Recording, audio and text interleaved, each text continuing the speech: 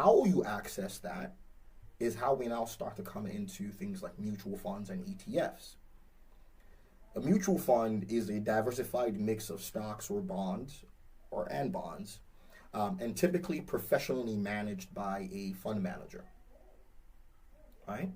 So what you're doing in this case is you're saying, hey, I want to access a variety of, I want to access a variety of stocks or bonds and bonds, but I want to make sure that I'm spread out enough that I'm not taking on the full risk of a single company or single bond.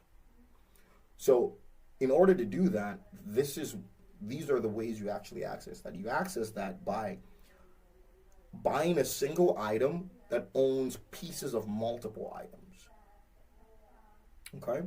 So a mutual fund is a diversified mix of stocks and bonds.